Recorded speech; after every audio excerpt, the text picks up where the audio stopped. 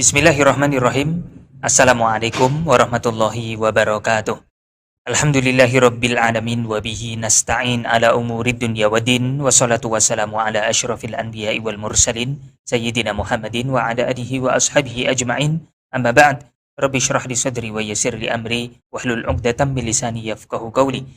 Baik para jamaah sekalian, alhamdulillah pada pertemuan kali ini kita ketemu lagi setelah lama tidak berjumpa, membahas kembali tentang ilmu akidah atau tauhid bersama guru kita Ustadz Muhammad Ajib LCMA. Dan kita masih melanjutkan insya Allah terkait syarah Aqidatul Awam bait yang ketujuh di awal-awal Waqaimun Ghani, terkait qaul ulama terkait dua kata tersebut insya Allah. Kita sapa dulu guru kita yang sudah hadir di tengah kita ini. Assalamualaikum Ustadz Ajib. Waalaikumsalam warahmatullahi wabarakatuh. Sudah terlewat liburan tahun baru ini ya? Iya. Sudah berapa lama kita tidak sepertinya berjumpa? 3 atau 4 pekan ya kita libur. Iya, lama juga Ustadz. Alhamdulillah. Semoga tidak lupa juga ini ilmunya ya. Insya Allah ya. Kalau lupa kan ditonton lagi. Ditonton lagi, YouTube, betul sekali. Ya, kita masih melanjutkan ini bait yang ketujuh. Ya. Masih bait yang ketujuh. Ulamanya ternyata masih ada saja ya? Ya, masih banyak insya Allah. Masih banyak. Dan sekarang insya Allah 2 ulama kita akan bahas. Betul. Siapa saja Ustaz? Nanti yang pertama ulama dari Mesir, yaitu Imam Al-Qalyubi, seorang ulama besar mazhab Syafi'i. Satu lagi ulama Syafi'i juga, tapi dari Yaman. Yaman, biasanya. Al-Imam Abdullah Al-Haddad. Berarti Habib. Ya, yang mengarang kitab Rotibul Haddad itu. Rotibul Haddad. Yang masyhur ya. Baik Ustadz, kita berikan waktu dan tempatnya. Silakan menyampaikan. Ya, terima kasih Ustadz, siap. Assalamualaikum warahmatullahi wabarakatuh. Bismillahirrahmanirrahim. Alhamdulillahil qadimil awwal bila bidayah, al-akhiril baqi bila nihayah, al-munazzahi 'anil jihati waz zamani wal makani wal jismiyah. Allahumma salli wa sallim wa barik ala sayyidina Muhammad wa ala alihi wa ashabihi wa man ihtada bihadihi ila yaumil qiyamah. Amma ba'du. Subhanaka la ilma lana illa ma 'allamtana innaka antal alimul hakim. Allahumma anfa'na bima 'allamtana wa 'allimna ma yanfa'una wazidna ilman nafi'a birahmatika ya arhamar rahimin. Amin. Baik hadirin jamaah yang dimuliakan Allah Subhanahu wa taala, alhamdulillah kita akan lanjut kembali syarah kitab Aqidatul Awam. Kitab Aqidatul Awam karya Al-Imam As-Sayyid Ahmad Al-Marzuqi Al-Maliki Al-Asy'ari rahimahullahu taala. Semoga Allah Subhanahu wa taala senantiasa memberikan kemudahan kepada kita di dalam mendalami ilmu agama, khususnya mendalami ilmu tauhid. Dan semoga Allah Subhanahu wa taala senantiasa menambahkan kepada kita semua ilmu yang bermanfaat, ilmu yang barokah fid dunya wal akhirah. Amin ya rabbal alamin. Baik jamaah yang dimuliakan Allah Subhanahu wa taala, kabar baik dan sehat ya semuanya. Ya, alhamdulillah kita berjumpa kembali. Akan lanjut kembali seperti biasa terkait penjelasan Waqaimun Ghani ya. Allah Subhanahu wa taala tidak membutuhkan apapun. Allah Subhanahu wa taala tidak membutuhkan kepada segala sesuatu yang ada, atau Allah Subhanahu wa taala maha ada tanpa tempat dan tanpa arah. Nah, untuk malam hari ini Ustadz Syihab dan juga jamaah kita akan baca ibarah para ulama. Halaman berapa tadi? 379. Ya. Al-Imam Al-Qalyubi. Ya, silakan Ustaz ya untuk dibacakan terlebih dahulu ya. Al-Imam Al-Qalyubi Asy-Syafi'i Al-Asy'ari rahimahullahu taala yang wafat tahun 1069 Hijriah telah berkata di dalam kitabnya Fayyidu Al-Wahhab fi bayani ahli al-haq wa man dhalla 'anis shawab. Ya. Baik, jadi ini imam yang pertama yang akan kita bahas, perkataan Al-Imam Al-Qalyubi Asy-Syafi'i. Berarti beliau bermadzhab Syafi'i. Karena memang terkenal beliau ini. Kalau kita ngaji fikih di pesantren, ada namanya Hasyiah Qalyubi wa Umairah itu. Sebuah penjelasan atas kitabnya Imam Jalaluddin Al-Mahalli. Itu yang mengarang kitab Kanzur Raghibin, sarahnya Minhajut Thalibinnya Imam Nawawi. Jadi Imam Nawawi kan punya kitab fikih namanya Minhajut Thalibin.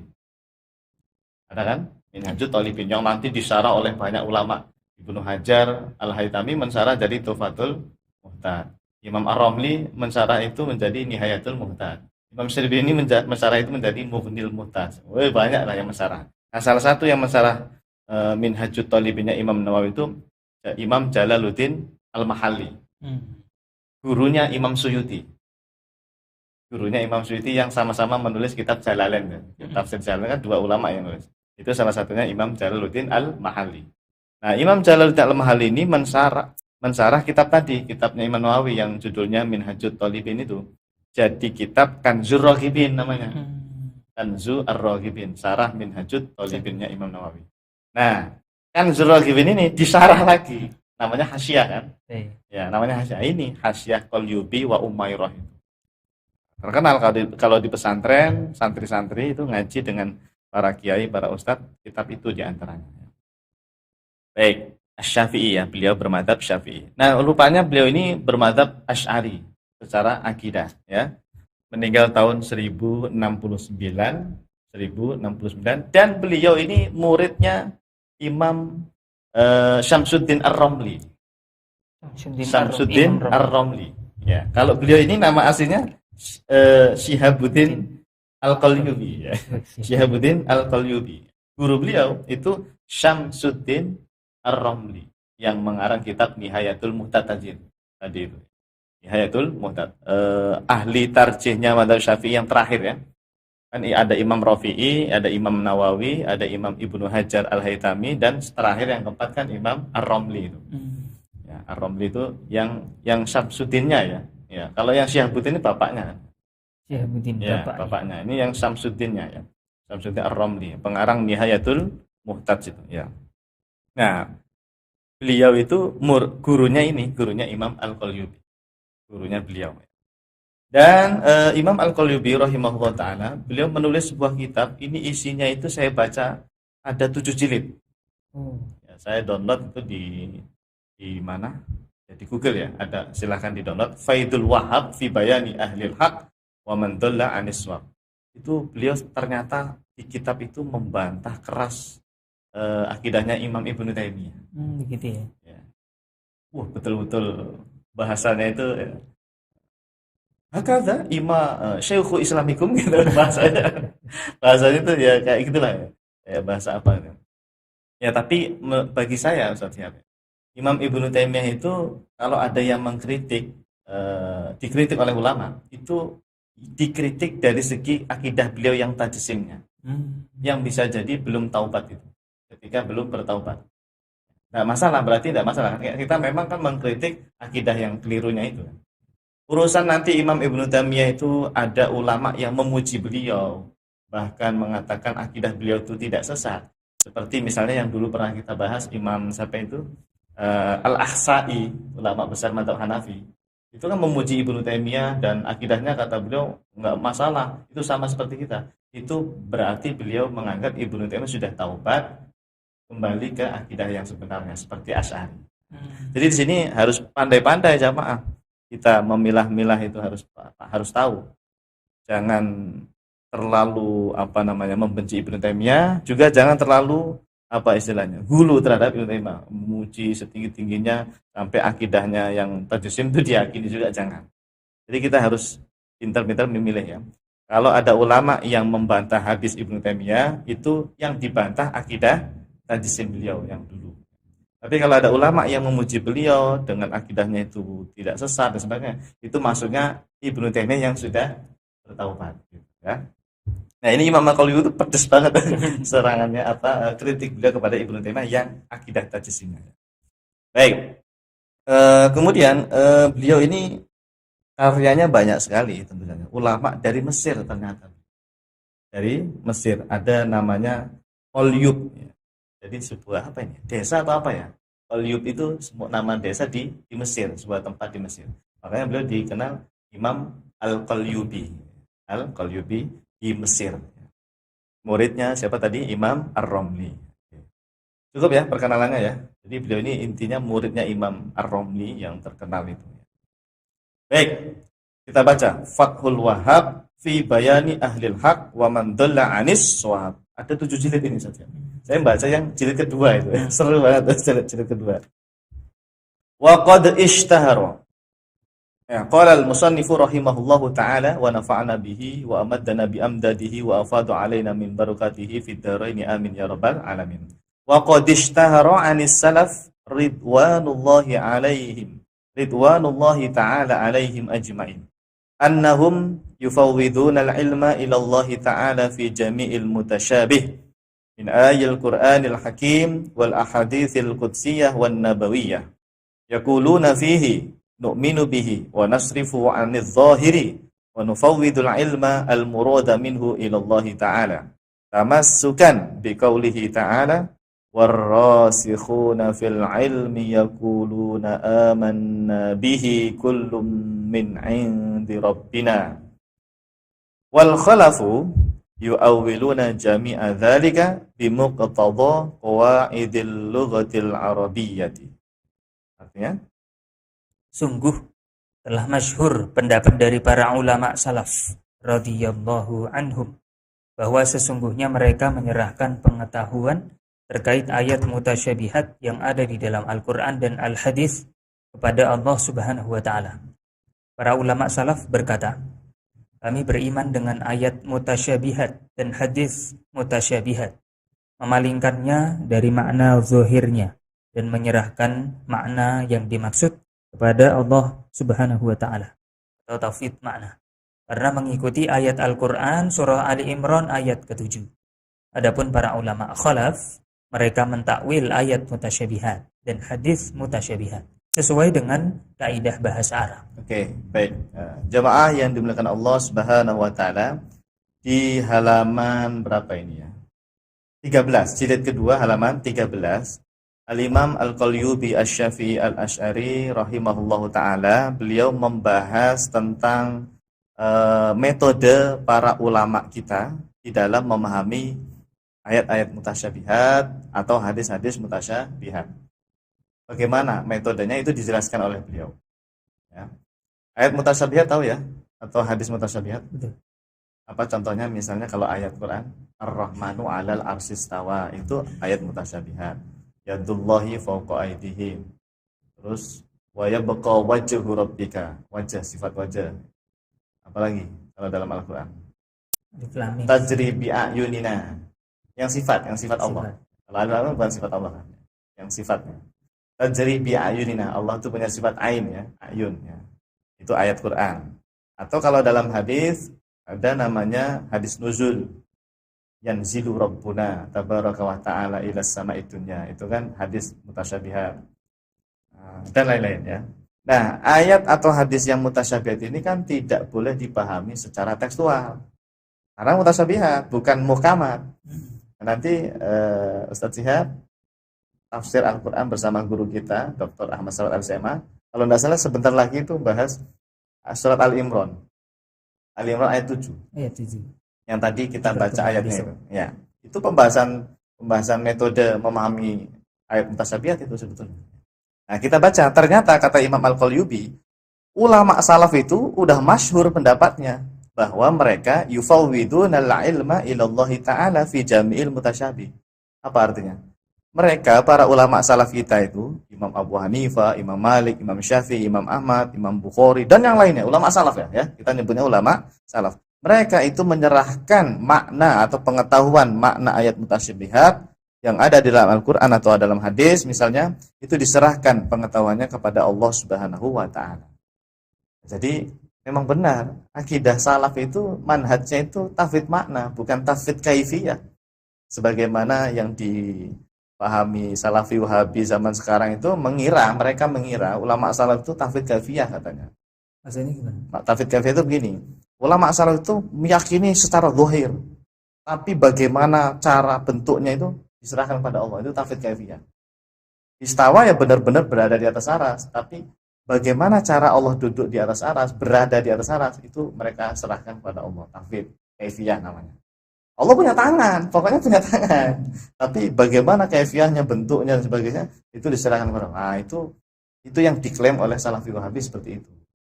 Mereka mengira ulama salaf seperti itu.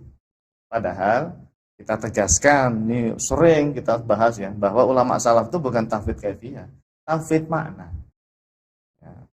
Apa istawa, apa itu yad? Tidak ada yang tahu maknanya. Diserahkan kepada Allah. Kita diam, pokoknya cukup tetapkan sifat istawa, tetapkan sifat yad, tapi maknanya bukan berada di atas aras, bukan bermakna tangan. Gitu. Itu ulama salaf begitu. Ya. Nah, di sini dirinci sama Imam Al-Qalyubi, Ustaz Syihab.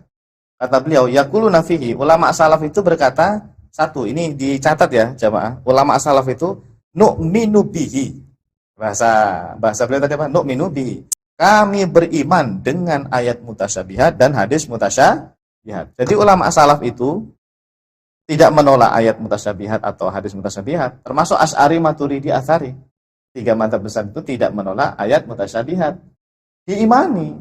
Itu pertama. Yang kedua, memalingkan dari makna zahir. Nah ini. Jadi makna zahirnya itu dihilangkan. Nasrifu anid zahir, mana tadi? Itu. Wa nasrifuhu anid zahir. Jadi dicatat jamaah. Satu, ulama salaf itu beriman, ada sifat istawa, sifat yad, sifat nuzul, beriman, ya. Tapi yang kedua, makna zahirnya dipalingkan. Jangan diyakini.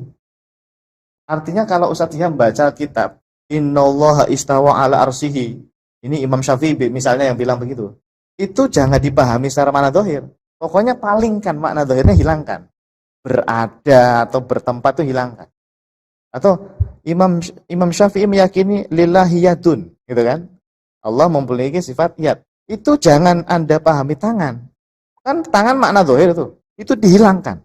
Hilangin itu. Begitu Ustaz Syihab, ulama salaf itu. Salahnya kita ketika membaca innallaha istawa 'ala arsyihi, innalillahi yadun. Itu langsung kita terjemahkan di kepala kita itu ya tangan, ya berada di aras. Itu kelirunya kebanyakan orang seperti itu. Padahal ulama salaf enggak begitu. Dipalingkan tuh makna zahirnya itu. Dihilangkan. Kemarin saya pernah posting itu hadis, enggak tahu sudah pernah saya posting atau belum di WA itu. Ada hadis sahih mengatakan ada langit ketujuh, ada apa namanya nanti aras gitu ya. Wallahu fawqa dzalik. Wallahu fawqa dzalik. Itu kalau secara makna zahir berarti apa? Allah berada di atas semua itu tadi, langit tujuh dan aras tadi kan. Ya. Nah, salahnya kita itu langsung terjemah di kepala, fauq itu di atas sana berada. Padahal ulama salaf itu hanya bilang wallahu fawqa dzalik, maknanya itu makna zahirnya hilangin. Gimana? Paham enggak Mas? Seperti itu ulama salaf itu. Makanya kadang-kadang teman-teman saya ya, termasuk itu Ustadz Arif, teman kita dari Jepara, dia sering loh diskusi sama saya tentang tamu itu. Tapi begini Kang Ajib, begini gimana? Salahnya jenengan itu Kang Arif ya, memahaminya langsung Anda terjemahkan di kepala. Wallahu fawqa dzalik, wallahu istawa ala arsyihi, itu langsung kebayang makna itu kan. Padahal harusnya pas baca teks Arab seperti itu nasrifu anid dzahir. Dihilangkan makna zahirnya. Jadi hanya menetapkan lafadznya gitu loh Ustaz. Hanya menetapkan lafadznya, tapi makna tersiratnya itu hilangin ya. Itu kedua ya, memalingkan dari mana zahir. Yang ketiga, menyerahkan makna yang dimaksud kepada Allah Subhanahu wa ta'ala. Bahasa Arabnya apa tadi? Wa nufawwidul ilmal al-murada minhu ilallahi ta'ala. Berarti apa? Tafwid makna. Nah, jadi ketika ada ungkapan innallaha istawa ala arsyihi wallahu fawqa dzalika atau lillahi yadun, maknanya itu udah kasih ke Allah saja. Kita jangan memahami secara zahirnya tadi. Karena zahirnya udah kita hilangkan. Inilah manhajnya ulama salaf. Namanya tafwid makna. Ini sudah sering kita bahas sebetulnya. Tapi ini diperkuat lagi oleh Imam Al-Qalyubi. Nah, kenapa ulama salaf itu tafwid makna? Itu karena tamassukan biqaulihi ta'ala a'udzubillahi minasyaitonirrajim warrasikhuna fil ilmi yaquluna amanna bihi kullum min 'indi rabbina. Warrasikhun, para ulama yang ilmunya rasikh. Apa rasikh itu? Yang apa? Mendalam. Jadi saya pernah ditanya salah satu ustadz, kenapa ayat mutasyabihat itu diperdebatkan oleh kaum muslimin? Bukankah Al-Quran itu bisa dipahami oleh siapapun?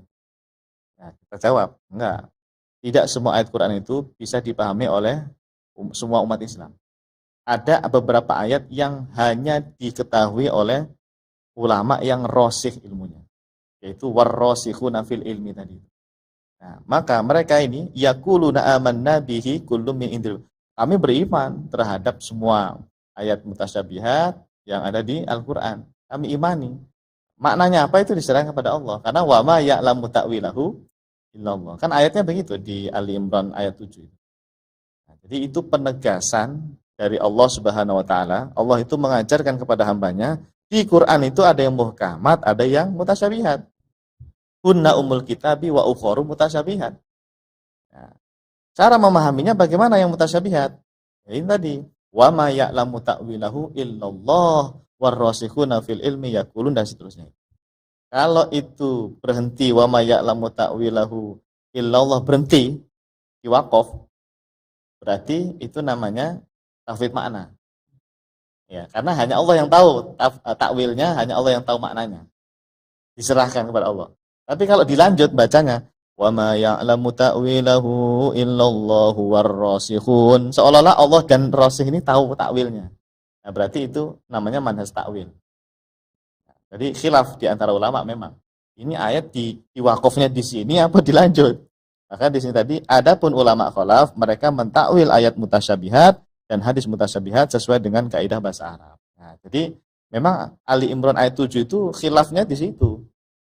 Ya, dua itu khilafnya. Enggak ada itsbat mana zahir atau tafsir kaifiyah, enggak ada. Di situ aja.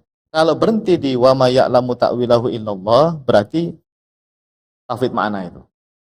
Namanya tafsir makna. Tapi kalau dilanjut wa ma ya'lamu ta'wilahu illallahu warrasikhuna fil ilmi, seolah-olah Allah dan warrasikhuna fil ilmi itu tahu takwilnya. Nah, itu berarti manhaj yang kedua. Namanya takwil. Jadi tafsir makna dan takwil itu yang ngajarin Allah ya, dalam surah Al-Imran ayat 7. Tapi kebanyakan orang tidak tahu di sini. Karena tafsirnya seperti itu. Baik, nah, ini tambahan saja sebetulnya supaya kita tahu bagaimana cara memahami ayat Ar-Rahmanu 'alal 'arsyiz istawa ya, dengan tafsir makna atau takwil. Nah, sekarang kita ambil ibarah yang tentang Allah ada tanpa tempat atau Allah disucikan dari tempat dan arah. Silakan Ustaz.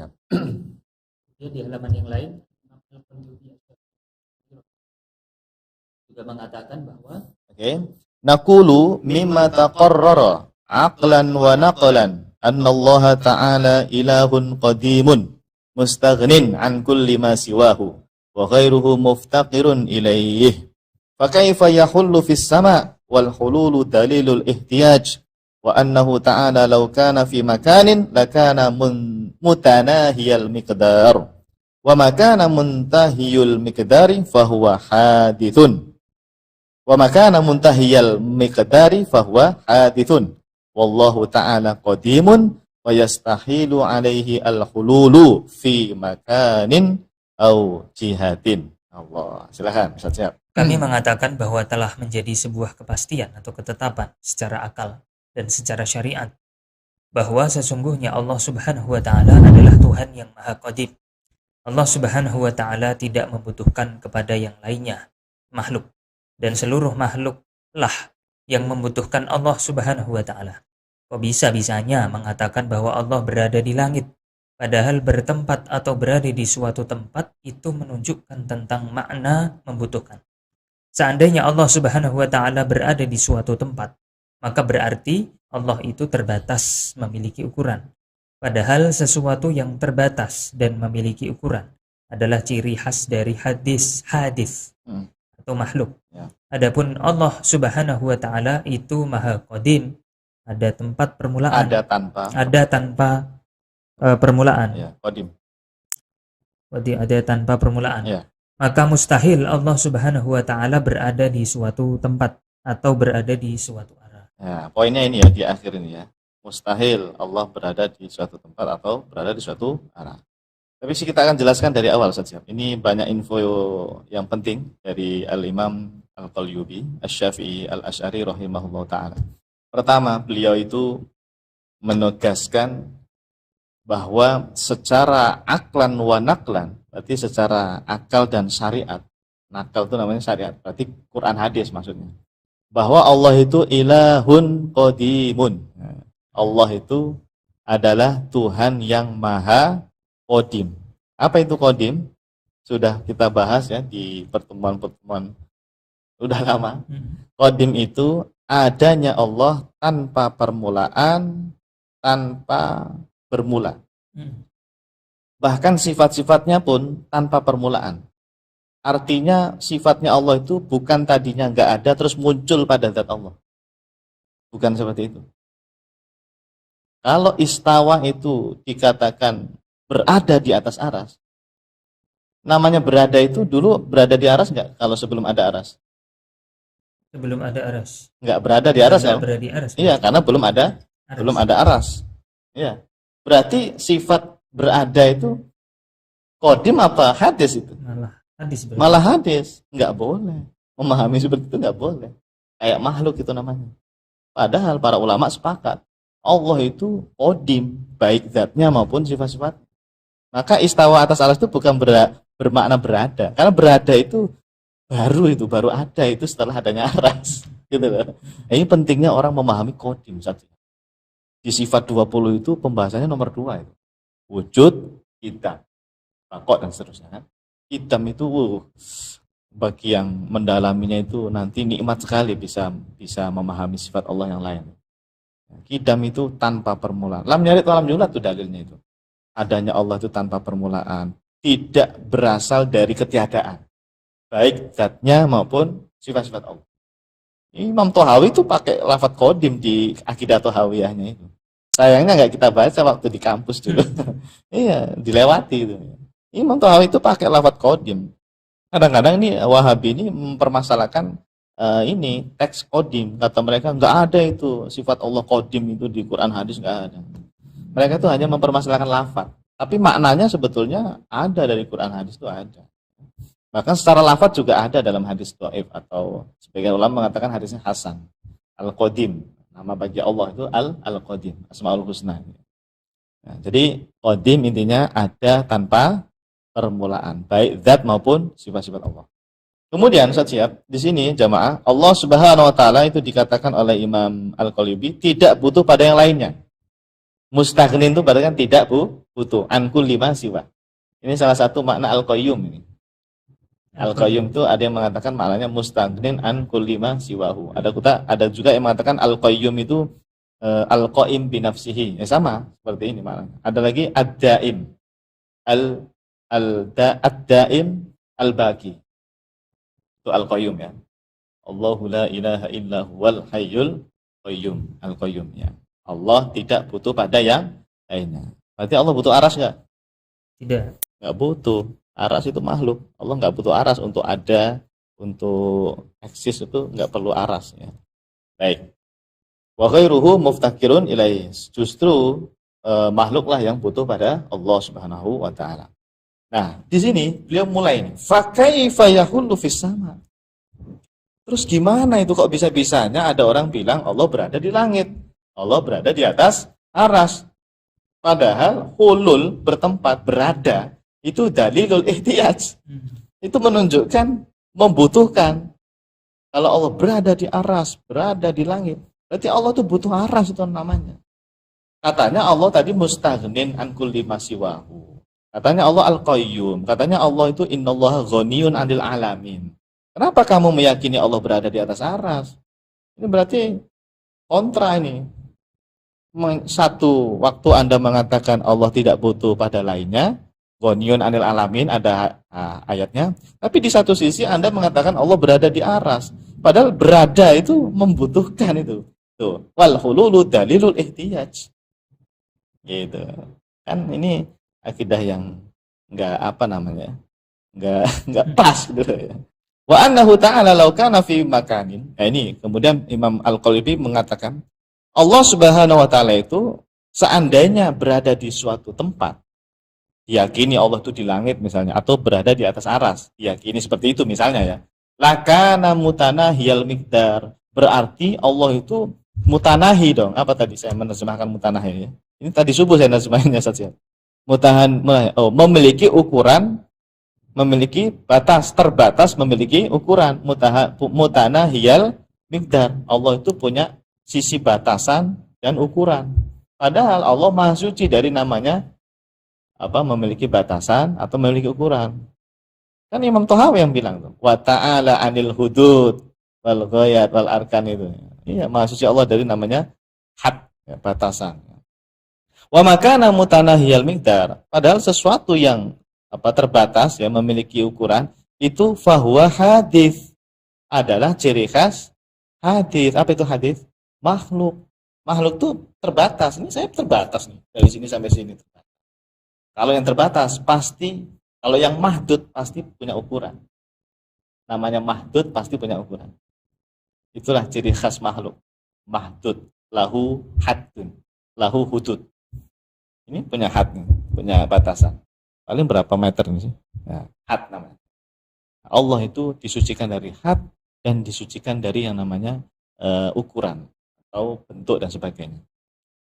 Baik. Fahuwa hadis. Nah, sesuatu yang berukuran atau yang punya batasan namanya apa? Hadis. Hadis itu makhluk ya, Ustaz Syihab ya. Tapi apa bedanya hadis sama makhluk? Ustaz Syihab. Karena sifat 20 itu mukhalafatuhu lil hawadis, bukan mukhalafatuhu lil makhluk. Kenapa para ulama pakai istilah hawadis? Hawadis itu berarti jamaknya hadis ya. Hadithun jamaknya adalah hawadis.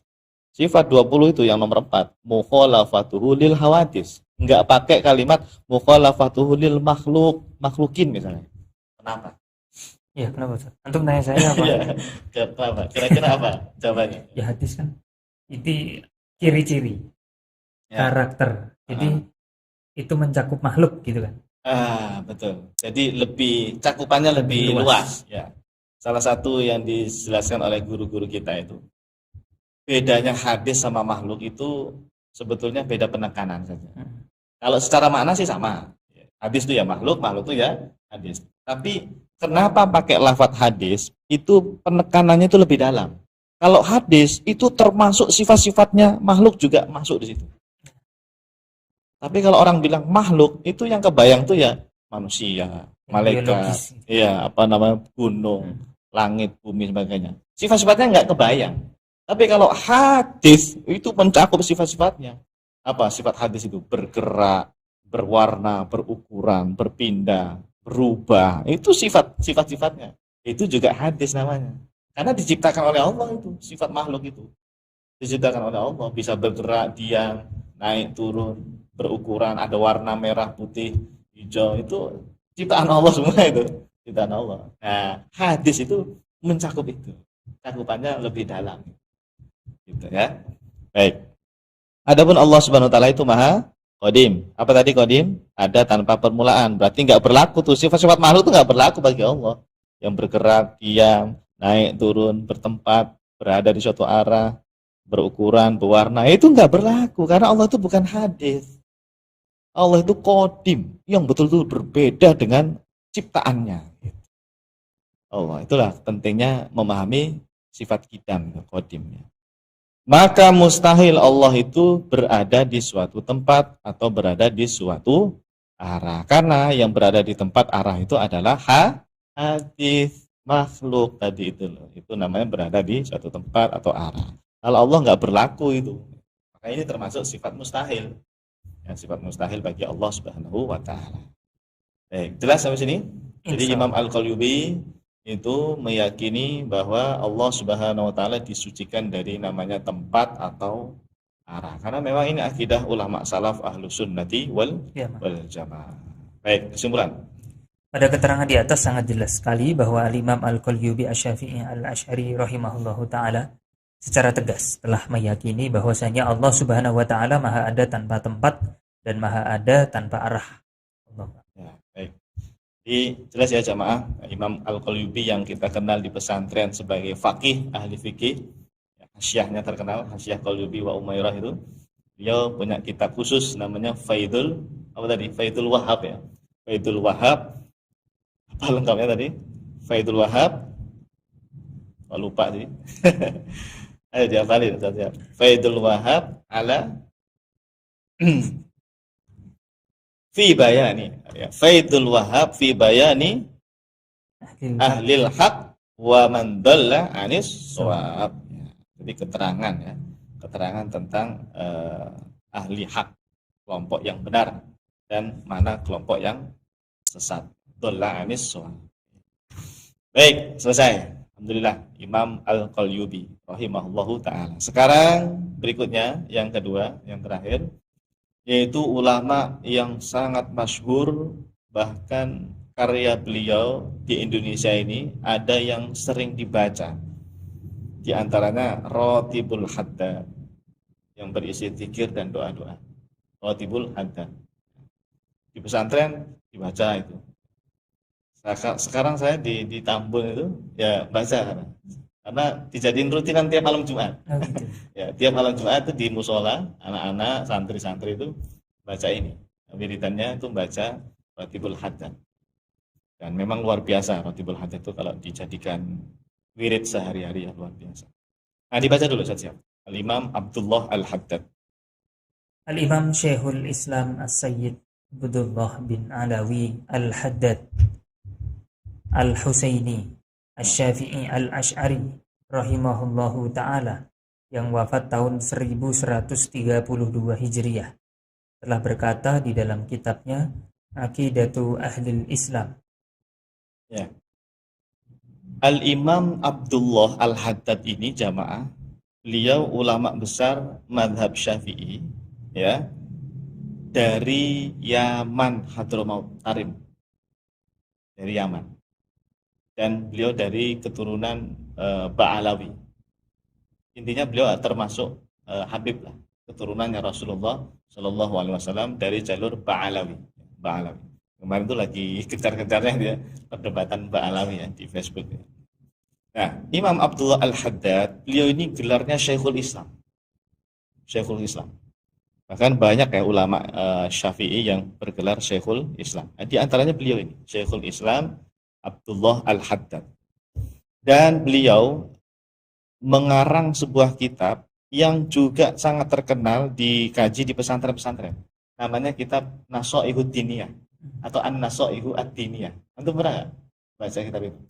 Saya dulu di pesantren di Jepara, di pesantren Samratul Hidayah Pecangaan Jepara. Saya nyantri di situ di pesantren tersebut. Kiai saya ya, Kiai Haji Musta'in Syafi'i almarhum rahimahullah ta'ala sudah meninggal. Beliau ngajar kitab An-Nasoihu Ad-Diniyah setiap sore waktu itu di rumah beliau di dalam, di depan rumah. Jadi saya santri itu siap dulu waktu zaman saya. Kita punya kebiasaan sore itu ngepel atau bersih-bersih rumah dalam Pak Yai. Yai kita.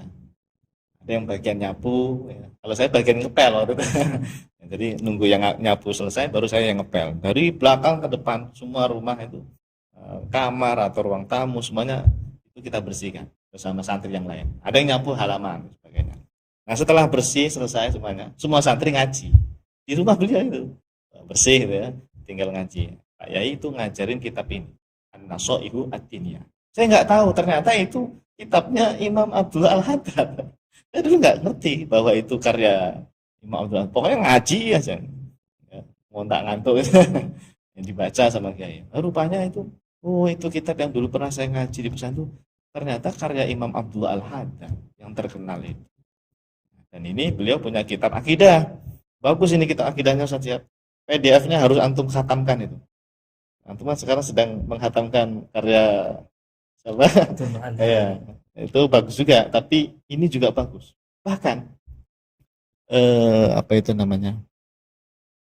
Saya tadi baca yang buku antum baca itu. Ternyata beliau merujuk ke kitabnya Sulamut Taufik, kitabnya Imam Abdullah bin Husain. Ya, yang pengarang kitab Sulamut Taufik. Makanya bahasa agak mirip. Memang beliau mengaku di mukadimahnya itu kebanyakan ini menukilnya dari situ, Sulamut Taufik. Namanya Abdullah juga. Ini juga namanya Abdullah ya, sama. Cuma beda. Kalau itu Abdullah bin Husain Al-Hadrami. Ini Abdullah Al-Haddad Al-Hadrami. Baik, cukup ya. Beliau seorang Syafi'i Asy'ari, meninggal 1132 ya, 1132. Berarti lebih dulu daripada pengarang Sulamut Taufik. Karena Sulamut Taufik itu tahun 1200-an. 1227 atau 72 lupa. Kali ini 1100-an ya. Aqidatu Ahli Al-Islam. Antum baca nanti ya. Saya punya PDF-nya. Jamaah juga gitu. Silakan di-download PDF Aqidatu Ahli Islam karya Al-Imam Abdullah Al-Haddad. Beliau ini wali besar. Wali besar. Wali kutub. Ada yang mengatakan wali kutub. Dan gelarnya Syekhul Islam. Mujaddid beliau. Wa annallaha ta'ala muqaddasun 'aniz zamani wal makani wa musyabahatil akwani. Wala tuhitu bihil jihatu wala ta'tarihi al hadithatu. Wa annahu ta'ala mustawin 'ala 'arsyihi. Awas. 'Ala al-wajhi alladhi qalahu wa bil ma'na alladhi aradahu istiwa'an yaliku bi jalalihi wa uluwi majdihi wa kibriyaihi wa annahu ta'ala qaribun min kulli mawjudin wa huwa aqrabu ilal insan min hablil warid. Silakan lihat terjemahnya. Sesungguhnya Allah Subhanahu wa taala disucikan dari waktu, tempat dan menyerupai seluruh makhluk.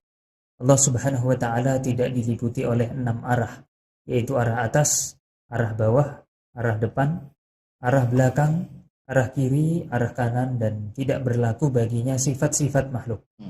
Sesungguhnya Allah Subhanahu wa taala istawa atas arasy sesuai dengan firman-Nya dan sesuai dengan makna yang dikehendakinya, yaitu sifat istiwa yang sesuai dengan keagungan Allah Subhanahu wa taala, sesuai dengan tingginya kemuliaannya, serta sesuai dengan tingginya kebesarannya.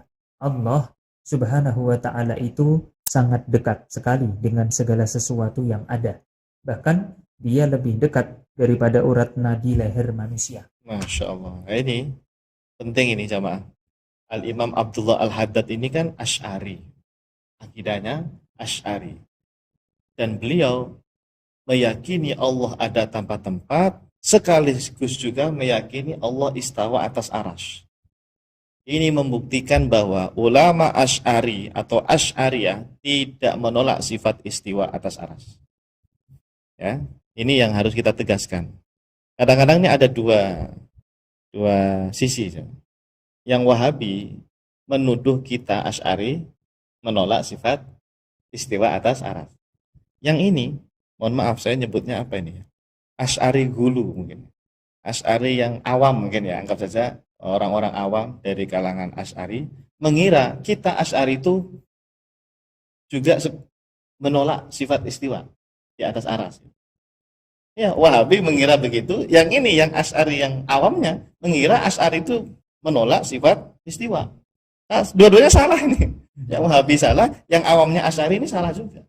Padahal Asy'ari itu meyakini Allah ada tanpa tempat, sekaligus meyakini Allah istawa atas arasy. Cuma cara memahami istawa atas arasnya yang harus benar. Gitu. Pak, kita uraikan ya sedikit-sedikit. Pertama, Al-Imam Abdullah Al-Haddad, ya, pengarang kitab Rawatibul Haddad itu yang terkenal itu, beliau mengatakan Allah Subhanahu wa taala wa annallaha ta'ala, sesungguhnya Allah taala muqaddasun, itu disucikan dari zona waktu wal makan, dan disucikan dari tempat. Berarti Allah ada tanpa tempat. Ya, ini dipegang nih. Ini akidah Asy'ariyah, akidah ulama Ahlus Sunnah.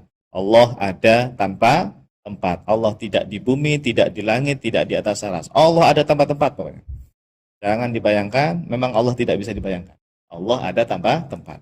Dan Allah disucikan dari musyabahatil akwan. Akwan itu kaun, al-kaun, akwan. Allah disucikan dari menyerupai makhluk alam semestanya, beserta isinya. Ya. Allah tidak serupa dengan apapun intinya. Wala tuhitu bihil jihad. Dijelaskan lagi nih. Allah tidak diliputi oleh al-jihad, arah-arah. 6 arah itu. Arah depan, belakang, kanan, kiri, atas, bawah itu Allah tidak diliputi itu. Artinya Allah tidak berada di arah atas, arah bawah, atau arah depan, atau belakang, kanan, enggak berlaku itu bagi Allah. Allah itu bukan benda. Allah itu bukan sesuatu yang berukuran. Mudah di luar nalar. Makanya tidak bisa dijangkau kan? Tidak bisa dijangkau dengan akal Allah itu. Ya. La tudrikuhu al-afham kata para ulama. La tudrikuhu al-auham dan seterusnya. Wa annahu ta'ala mustawin ala arsy. Nah, jamaah, ketika Imam Abdullah Al-Haddad meyakini Allah ada tanpa tempat, Allah ada tanpa arah, tapi beliau tidak lupa mengatakan Allah itu istawa atas aras. Tapi alal wajhi ladzi qala, sesuai dengan yang Allah firmankan dalam Al-Qur'an. Kalau istawa ya katakan istawa, jangan berada. Jangan. Pokoknya istawa itu. Alal wajhi ladzi qala. Wa bil makna ladzi aradahu, dan sesuai dengan makna yang Allah kehendaki. Apa yang dikehendaki Allah? Ya hanya Allah yang tahu. Kita nggak tahu kehendak Allah. Allah mengatakan Ar-Rahmanu 'alal arstawa itu, Allah menghendaki mana apa ya? Ya Allah yang tahu, kita nggak tahu. Berarti kita tafwid makna di situ. Diamkan saja istawa ala arsyihi, udah. Maknanya jangan berada tadi. Ini hati-hati. Makna dohirnya harus kita yusrafu, harus nasrifuhu anid dohir. Hilangkan tuh makna berada, bersemayam, bertempat tuh, hilangkan. Cukup katakan mustawin ala arsyihi. Ya, paham? Nah, bagi yang enggak memahami yang seperti ini, dia mengira Imam Abdullah kok meyakini Allah mustawin ala arsyihi, berada di atas aras ya. Salahnya dia di mana? Menerjemah mustawin berada, bersemayam. Kelirunya di situ. Atau dia nggak baca setelahnya, wabil makna ladzi arada itu nggak dipahami sama dia. Nah, jadi intinya jamaah, ulama Asy'ari diwakili oleh Imam Abdullah Al-Haddad ini, bahwa ulama Asy'ariyah meyakini Allah istawa atas aras. Harus ditetapkan itu. Orang ada di Quran kok. Hanya saja jangan dipahami secara tekstual. Maknanya serahkan saja kepada Allah, namanya tauhid makna. Gitu. Ya. Oke ya. Istiwaan yaliku bijalalihi wa uluwi majdihi wa kibriyaihi. Wa annahu ta'ala qarib. Bahkan Imam Abdul Haddad juga menyampaikan Allah itu maha dekat, qaribun. Tapi ingat, dekat ini bukan dekat secara hissi, jarak. Allah benar-benar di sini, dekat, bukan. Kan Allah ada tempat-tempat tadi. Jadi apa qaribun min kulli maujud ini? Bahkan aqrabu ilal insan min hablil warid ini. Maknanya adalah pengetahuannya Allah, ilmunya Allah itu, Allah maha mengetahui segala sesuatu. Jadi ini qarib min haitsul maknawi, dekat maknawi, bukan hissi. Allah dekat di samping kanan kiri kita, bukan. Ya. Nah, tapi tetap harus diyakini Allah itu dekat. Dalam artian Allah maha mengetahui segala sesuatu tadi. Gitu. Jadi ada tiga hal ya. Allah ada tempat-tempat, Allah istawa atas aras, dan Allah maha dekat. Gitu. Itu harus sinkron, harus tahu maknanya. Betul ya. Nah, yang penting jangan meyakini Allah berada di suatu tempat, seperti di kanan kiri kita atau di atas aras. Untuk mustawin ala sihi, ya itu tafwid makna. Kalau qaribun itu rata-rata qaribun bil ilmi gitu tafsirnya. Atau kalau Imam Ibnu Katsir itu menafsirkan wa nahnu aqrabu ilaihi min habil warid itu ya ilmunya Allah juga kalau nggak salah. Atau malaikatnya Allah begitu. Saya lupa di tafsir Ibnu Katsir. Oke, dah. Jelas ya? Ini sikap ulama Asy'ariyah diwakili oleh siapa? Al-Imam Abdullah Al-Haddad, yang mungkin kitabnya ini kitab Rotibul Haddad itu sering Anda baca sama. Jadi beliau nggak anti istiwa. Kadang-kadang saya sering melihat tuh, mohon maaf, ya dari kalangan NU sendiri, dari kalangan NU yang Asy'ari, yang mungkin nggak mendalami. Mereka itu kalau mendengar kalimat Allah istawa atas aras itu alergi banget. Apa itu Wahabi, itu Wahabi gitu. Ya Allah, kebablasan ya orang ini. Enggak, kalau Wahabi itu meyakini berada. Kalau kita tuh nggak bilang berada. Innallaha istawa atas aras. Sesungguhnya Allah istawa atas aras. Maknanya apa? Wallahu a'lam. Gitu loh. Itu Asy'ari begitu. Ya. Jadi ini ada yang keliru dari Wahabi, ada yang keliru dari Asy'arinya juga ada itu. Asy'ari yang awam lah ya, orang yang belum mengerti bisa jadi ya. Dia taunya Allah ada tempat-tempat. Dengan menolak sifat istiwa. Jangan begitu. Kita tidak menolak sifat istiwa. Buktinya ini Imam Abdullah Al-Haddad yang kita hormati, zikirnya kita baca itu Rotibul Haddad. Beliau tetap menetapkan sifat istawa. Yang penting bukan bermakna berada, bersemayam di sana, bukan. Ya. Wallahu a'lam maknanya apa, diserahkan kepada Allah Subhanahu wa taala. Baik. Enak kan kalau ngajinya lengkap begini. Ya, dah, kesimpulan saja. Pada keterangan di atas sangat jelas sekali bahwa Al-Imam Syekhul Islam As-Sayyid Abdullah bin Alawi Al-Haddad Asy-Syafi'i Al-Asy'ari rahimahullahu taala secara tegas telah meyakini bahwasanya Allah Subhanahu wa taala Maha ada tanpa tempat dan Maha ada tanpa arah. Namun beliau juga tetap meyakini bahwasanya Allah Subhanahu wa taala itu istawa atas arsy sesuai dengan makna yang dikehendaki oleh Allah Subhanahu wa taala.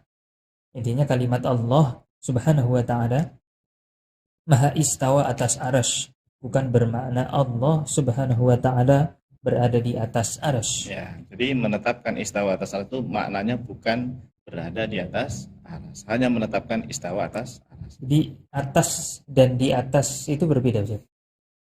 Kalau guru saya mengajarkan menerjemahkan Ar-Rahmanu 'alal arsy istawa itu nggak usah pakai di. Jadi istawa atas aras. Karena ala kan atas gitu aja. Karena kalau pakai di itu nanti khawatirnya orang meyakini berada. Namanya di itu kan menunjukkan tempat. Ya, di langit, di aras itu.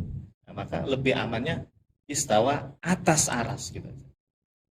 Ini cara menerjemah yang aman gitu loh maksud saya ya. Cara yang menerjemah yang aman. Jadi Ar-Rahmanu 'alal istawa itu terjemah yang paling aman, Allah istawa atas aras gitu. Kalaupun ada yang pakai di atas aras, ya pokoknya pinter-pinteran tafwid makna aja, itu aja. Intinya itu pinter-pinteran memahami tafwid makna. Nah, itu yang Al-Qur'an terjemah Departemen Agama kita itu rencana udah mau direvisi. Ya. Dan memang itu, sudah kayaknya. Sudah. 2019 terakhir. Sudah. Gimana terjemahnya? Enggak yang antum belum. Yang antum maksud? Ya, waktu itu tahun 2020 kalau nggak salah ada seminar secara online itu diadakan oleh Lajnah Pentasya Al-Quran itu ada Dr. Mukhlis Hanafi ya, dosennya guru kita Ustaz di IGI juga. Terus di situ hadir Dr. Ahmad Abdul Wahab Ahmad yang dari Jember itu Jawa Timur ya, juga hadir di situ menjelaskan. Nah itu kesimpulannya bahwa ayat Ar-Rahmanu 'alal arsy istawa itu jangan diterjemahkan Allah bersemayam. Ya, karena kan terjemah selama ini bersemayam itu. Nah, itu mau direvisi, mau diganti Allah istawa atas aras. Nggak tahu sudah dicetak apa belum yang edisi revisinya ini. Allah alam. Entahlah apakah sudah ada revisi atau belum. Iya, belum tahu saya. Terakhir kan 2019 setahu saya. Ya. Coba nanti kita cari ya. Atau nanti antum tanya Ustaz Saad yang beliau sedang membahas tafsir. Belum nyampe ayat itu kan, masih lama ya. Surat Toha itu masih lama. Masih lama. Sekarang baru surat Ali Imran. Ali Imran ayat 4. Ayat 4 ya. Baik, wallahu a'lam bishawab. Cukup saja. Oke, kita cukupkan sampai di sini. Baik. Jelas sudah. Nanti besok tambah lagi ulama yang lain. Ya. Kita tutup. Ustaz, terima kasih. Ya. Jamaah juga terima kasih sudah membersamai. Kalau ada pertanyaan silakan disampaikan. Tapi nanti kita simpan dulu. Silakan ditanyakan, dituliskan di chat. Nanti saya simpan. Saya kemudian tanyakan ke Ustaz Ajib di pertemuan minggu depan insyaallah. Kita tutup dengan bersama membaca doa kafaratul majlis. Subhanakallahumma wa bihamdika asyhadu an la ilaha illa anta astaghfiruka wa atubu ilaik. Kami mohon undur diri. Wassalamualaikum warahmatullahi wabarakatuh.